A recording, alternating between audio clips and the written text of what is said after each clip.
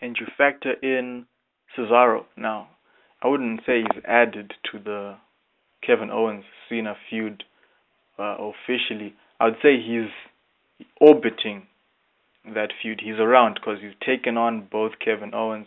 He's taken on John Cena. It happened this past week's episode of Monday Night Raw. It was Cena versus Cesaro in an open challenge. U.S. title was on the line. Great match until Kevin Owens interfered, costing Cesaro the match. So I would think, or at least hope, that they'll make use of that. They won't, toss Cesaro back into mid-card and not have anything to do. He's got something that he can do with Owens and John Cena. And one idea was, why not add him into the U.S. title match at Battleground? At least it would give him some exposure. Not that he needs, not that he's not a big star. He's a big star, but to be in the same match as bigger stars like Cena and Kevin Owens, it would give him an extra push, an extra boost, But knowing WWE, they probably won't do that. Maybe they'll put Cesaro in another couple of matches between them just to write him off, if I could use that, to write him off and then keep the focus on Kevin Owens versus John Cena. But I hope they'll at least make some use of him. He's got something good here. Make the most of it, because it's not like he's not popular. People like Cesaro, so they should make use of him while he's still, as they say, while he's still hot, while he's still got that popularity, while he's still, with the, is it a rocket, as JR says, while he's still got that boost, make use of him. And imagine if he's included in that three-way at Battleground and he's the guy who beats John Cena for the US title. He's the one who walks out of that pay-per-view as the champion, and that leaves John Cena with Kevin Owens. This is if Kevin Owens defeats Finn Balor in Japan and he's still NXT champion. He goes into this three-way as NXT champion.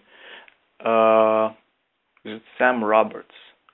Yeah, on his podcast this week, he brought up an interesting idea of Kevin Owens losing the NXT championship to John Cena.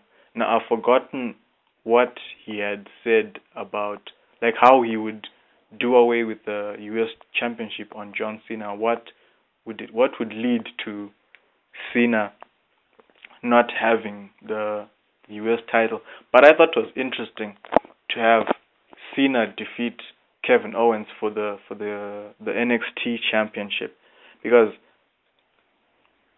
I'm trying not to picture the NXT title as a secondary belt, despite how people on the main roster look at NXT as its own brand. I mean, they don't even treat it like it's part of WWE. For example, like with Kevin Owens, they address his match against John Cena's Elimination Chamber as his first official match in the WWE. What about NXT?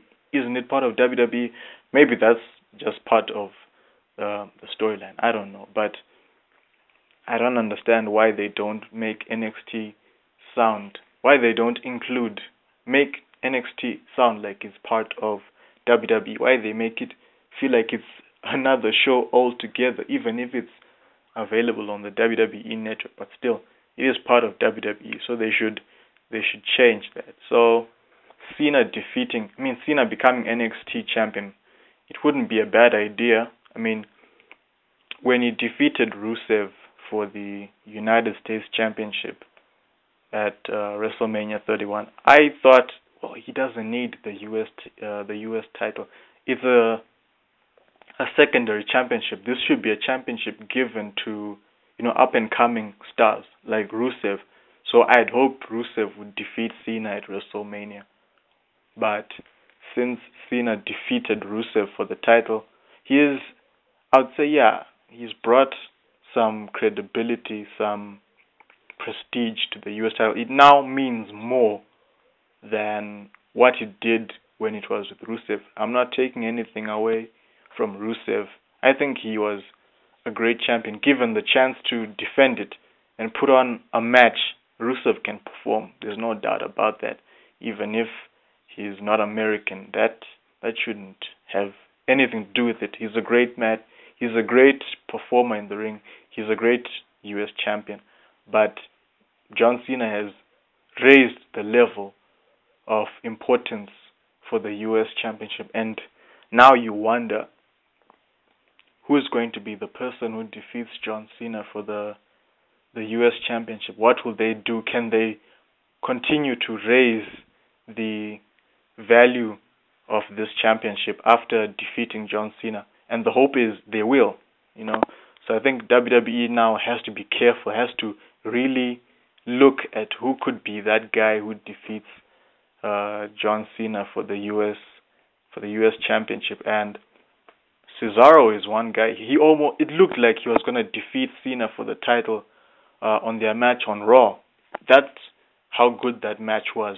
To the point where you think, okay, Cena, he usually wins matches, but Cesaro, he's coming in really good. He might actually beat Cena. And it looked like he was going to beat Cena, but of course Kevin Owens, he got involved. He interfered. So, again, back to Cena being NXT champion. This was suggested on the Sam Roberts podcast. I think it was either he suggested or his co-host, Katie Linendoll. I forget the surname. Katie, I hope I got the name right. Katie Linendoll, something like that. Yeah, I think she had suggested, and she was like, he becomes NXT champion, and he appears at a special to defend the championship, and that's where he loses the title, maybe to Finn Balor, right? Finn Balor finally gets to be champion, So yeah, that's an interesting take. It would be a fresh route, fresh take on the NXT championship.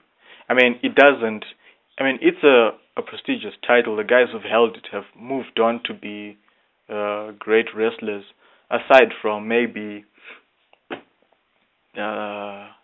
Sami Zayn, who hasn't had his chance to shine as NXT champion because being taken out by Kevin Owens. But yeah, Cena becoming NXT champion would be cool, would be interesting, just to see what he would do with the title. Would he continue issuing open challenges every week to the NXT locker room, or would he bring the NXT title to the main roster like what Kevin Owens has done and offer open challenges on the main roster on Raw, on Smackdown? That's love to check it out. So it's an interesting move, interesting take. Okay, I think let me wrap up this episode. This is the third part. This is the Smackdown episode. My phone again switched off, and for the second part, I actually ran out of space while I was recording, so it stopped recording some parts. So I had to clear up space and then record, which has become part 2. Then phone switched off, so this is part 3. We're still on the Smackdown episode, but I'm wrapping up now. I was just ranting about what's going on. At the end of the day, we're fans, we're passionate about wrestling, and we can't help but rant, especially when WWE does what it does with Raw, So it's good to rant. It's healthy, no problem. So let me wrap up. This was the Smackdown episode, the finale for week 2.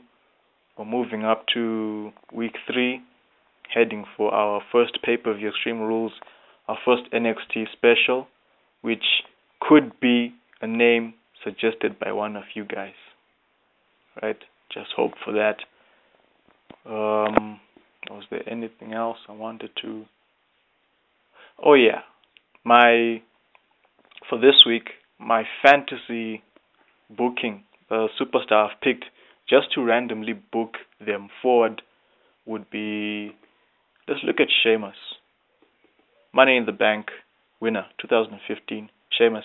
Though a lot of people are not happy about Sheamus being the guy having the briefcase this year, based on how, well, he's not exactly as popular as he was years back now. Despite that, he's a heel, which most people are hoping for, but it seems he doesn't have that connection with the fans now. He pops up, and the only thing people are focused on is his haircut, which is unfortunate because he's really into his character and he's trying to be the great heel that he was hoping to be, but maybe the time and maybe what WWE has had him do all this time since he was a heel, then he turned face, then, well, yeah, most of you probably remember the extended feud he had with Alberto Del Rio for the World Heavyweight Championship. Yeah, that feud. I think that's probably where they really, it really didn't do justice to the Sheamus character, and maybe as well when he won King of the Ring. I don't think they did anything with him when he won King of the Ring. Just like what's happening with Barrett right now. I mean, he won King of the Ring. He's been losing matches left, right, and center. And I'm like, you're the King of the Ring. Come on, you're supposed to be showing that off, being dominant.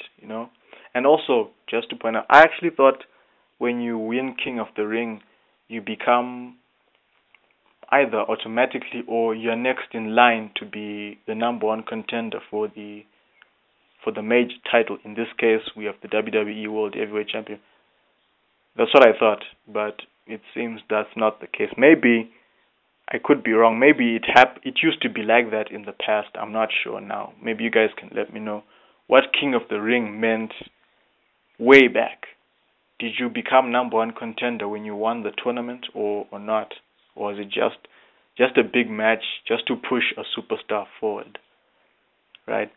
So again, the superstar I've picked for this fantasy booking is Sheamus.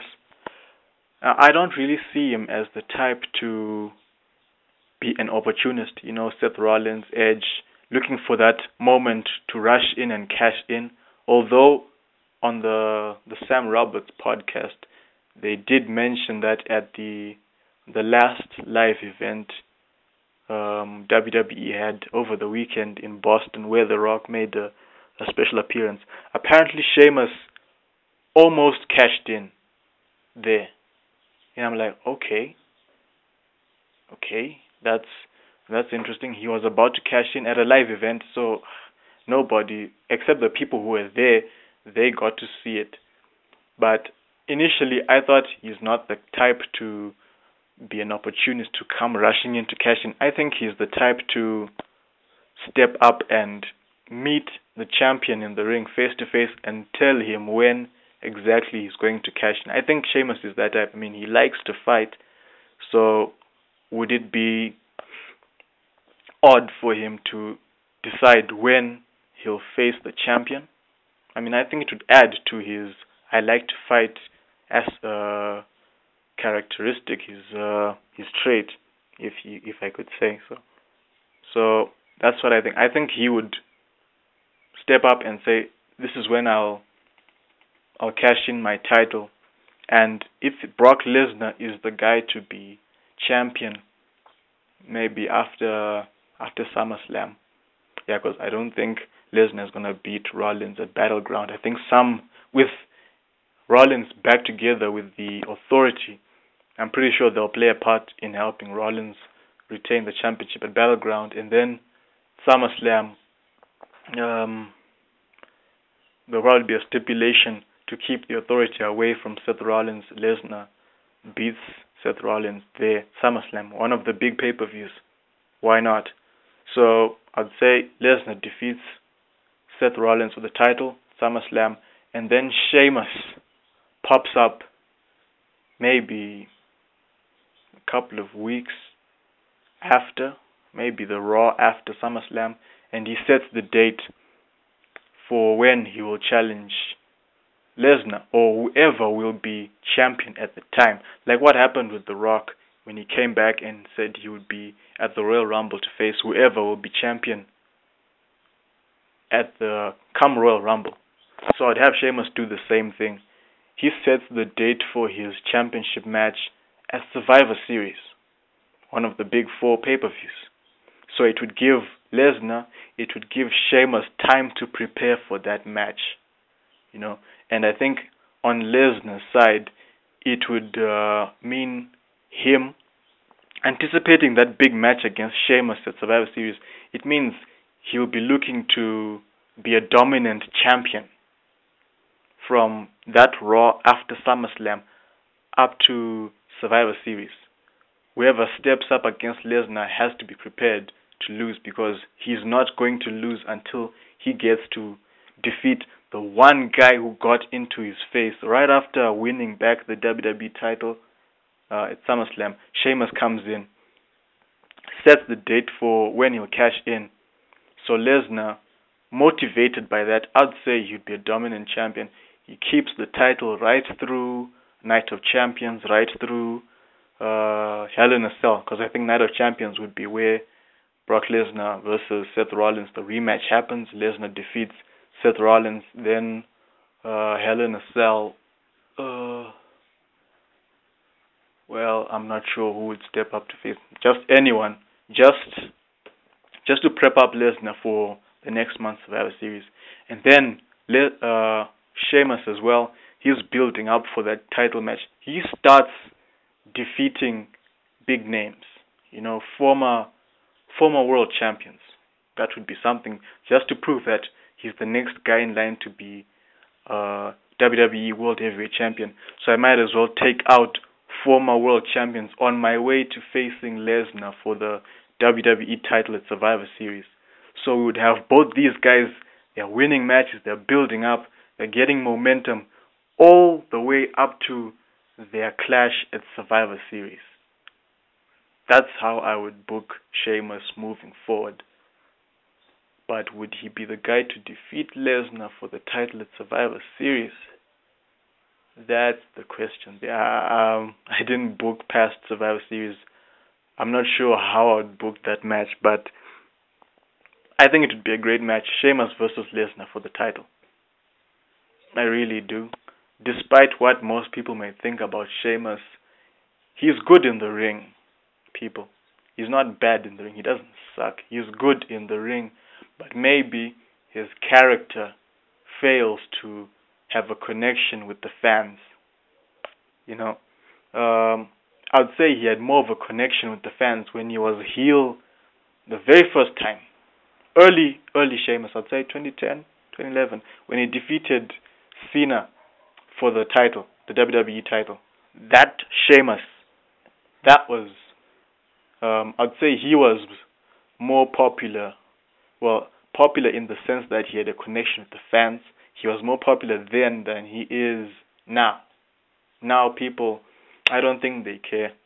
Not anymore. And it's unfortunate. I think it hurts Sheamus' character. I hope that he'll find some way to connect with the fans. And I thought by booking him this way, maybe that would at least make him important now, because he's being built up to be the guy who will face Lesnar for the title and could beat Lesnar for the title. That's just my thought. If you guys would book Sheamus differently as Money in the Bank, and who he would cash in on, who would it be? That's my question to you guys. You can put it in the comment section or on Twitter. You can hit me up there. Let me know how you would book Sheamus moving forward as Mr. Money in the Bank, and who would he cash in on, and how would he do it, and where. I'm looking forward to hearing what you guys have to offer. For those who are not wrestling fans, I'm sorry again, but offer the question to someone you know who is a wrestling fan. Maybe they can pitch in. Yeah, that's the end of that. This was Smackdown, end of week 2. I hope you guys enjoyed. Thank you guys for listening.